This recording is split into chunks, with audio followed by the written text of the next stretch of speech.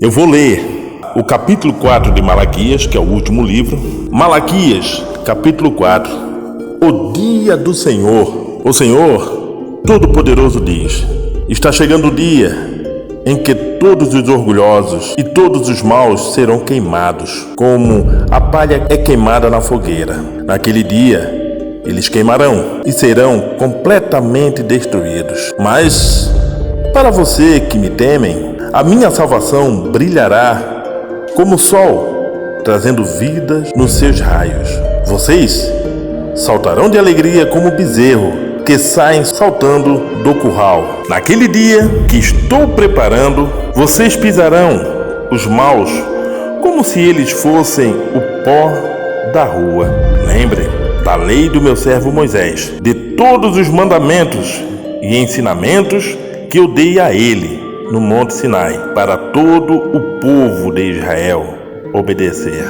Mas antes que chegue aquele grande e terrível dia, eu, o Senhor, lhes enviarei o profeta Elias. Ele fará com que pais e filhos façam as pazes, para que eu não venha castigar o país e destruí-lo completamente.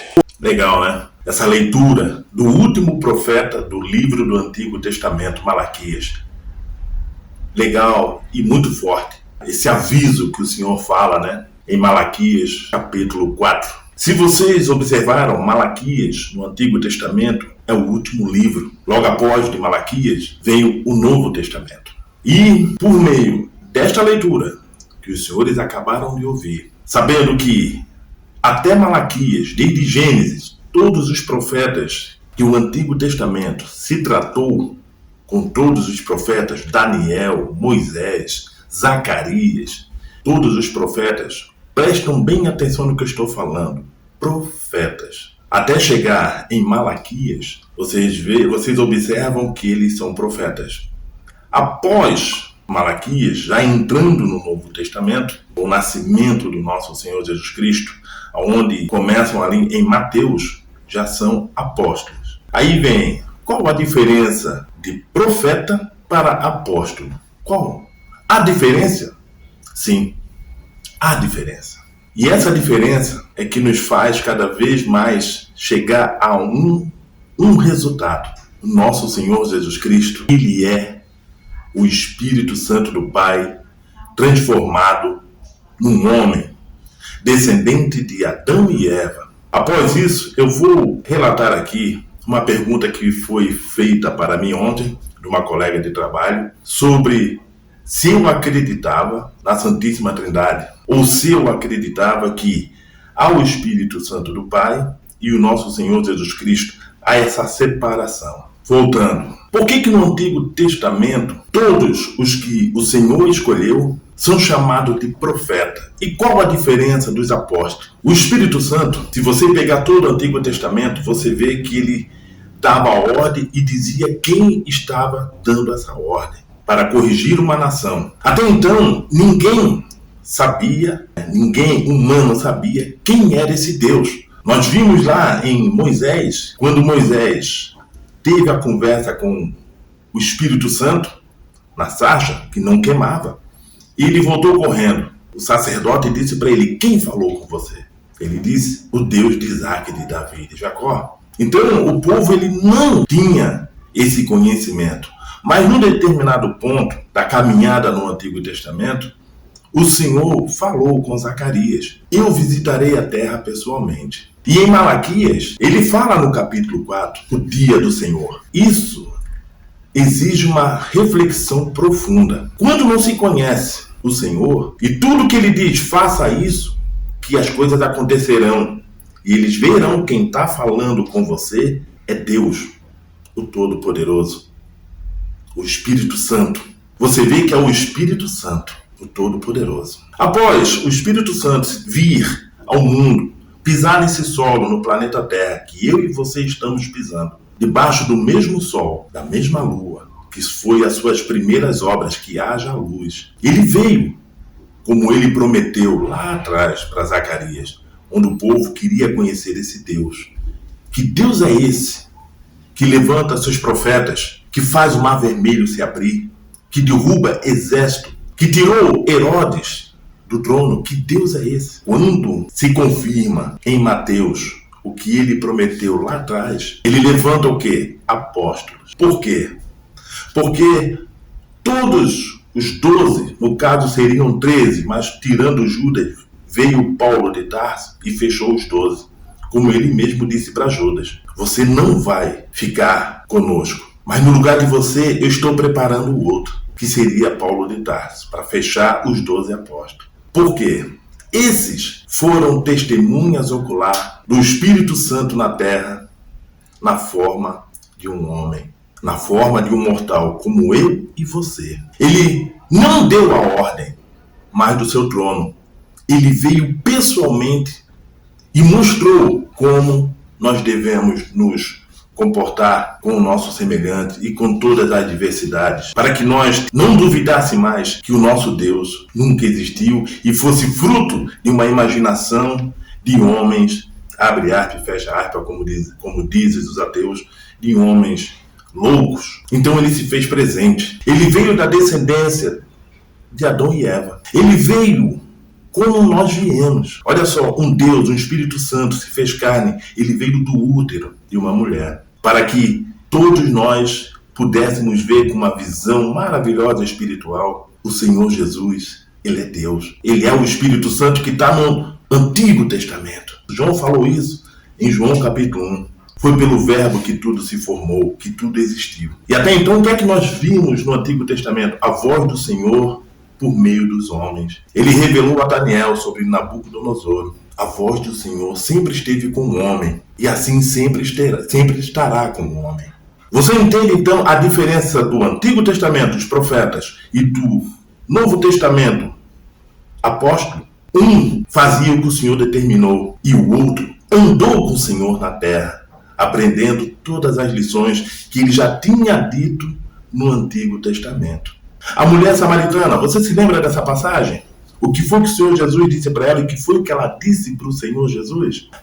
Esse é o poço que o nosso pai Jacó deixou. E ela disse o seguinte, quando o Senhor Jesus perguntou se você soubesse quem está ali pedindo a água, foi o que ela disse: o Senhor é o Messias que o profeta Jacó anunciou. Olha só que maravilha. O Senhor é o Messias que já foi anunciado no Antigo Testamento, sendo que o Senhor Jesus e a mulher samaritana é no Novo Testamento.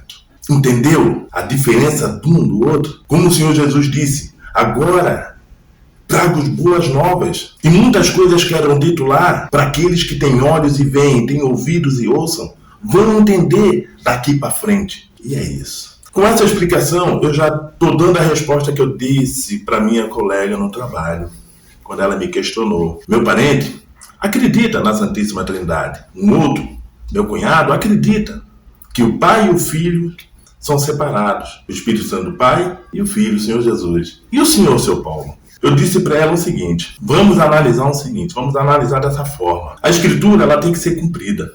E ela é cumprida desde que Adão e Eva perderam o seu lugar no Jardim do Éden. Meus amigos, para que tudo fosse de fácil compreensão, para que o homem não se perdesse na sua caminhada até o retorno agora, onde tudo será julgado, que nós encontramos isso no próprio Malaquias, capítulo 4. Depois nós passamos por Daniel, Antigo Testamento. A mesma palavra do Senhor, o dia do Senhor. E nós encontramos no Novo Testamento, em Apocalipse, também que é o dia do Senhor. Para que nós não se perdemos nisso, o Senhor, Ele tirou aquela visão que nós tínhamos que dá para se jogar como imaginária. Ele tirou essa visão imaginária e colocou uma visão na prática. O Espírito, lembra do começo do vídeo? O Espírito se fez carne, não é verdade? Para que todos pudessem ver o Espírito por meio da carne. E que carne é essa? O meio da raça humana.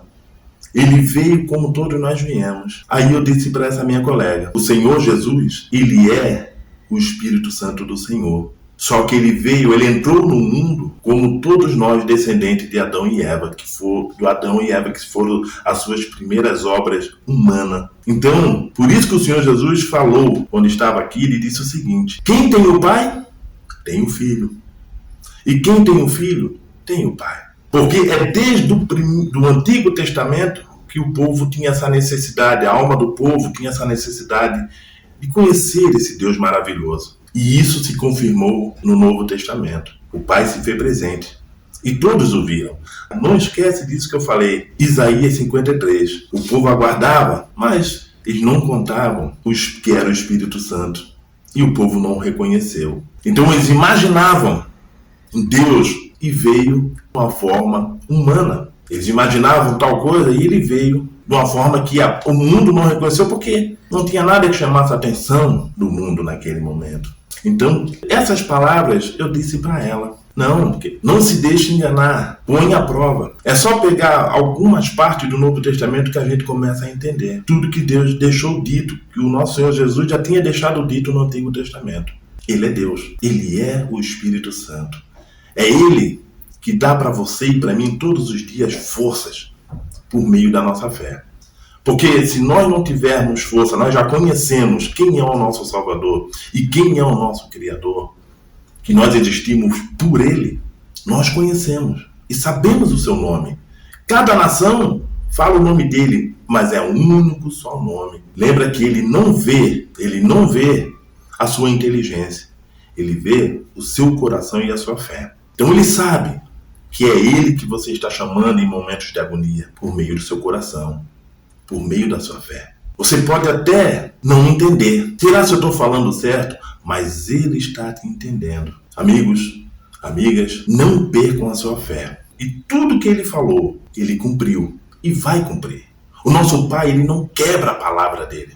Lembre-se do Antigo Testamento, o povo sempre queria conhecer Deus. Tanto é que quando foi dito os 10 mandamentos, o povo disse: Moisés, é só você que fala com Deus? Tanto é que eles queriam tanto conhecer Deus que eles fizeram o quê? Para seguir no deserto, criaram uma imagem de um boi. Mas sem saber que acima desse boi, desses deuses pagãos, estava o Espírito Santo lá em cima, prontinho para tal dia, tal geração, ele vir ao mundo, como falou em Zacarias. E veio. Por nós, ele se deixou ser abatido, para que nós possamos entender que ele veio nas mesmas condições, ele foi tentado como nós estamos sendo, mas ele resistiu, para que nós pudéssemos nele se espelhar e seguir. Ele nos ensinou, o Senhor Jesus Cristo, o Espírito Santo do Pai Eterno, ele nos ensinou a ter fé, porque é pela fé que nós alcançamos a salvação e a vitória das nossas vidas. O vídeo ficou um pouco longo, concordo, mas vale a pena a gente refletir sobre isso. Meus amigos, até o próximo vídeo.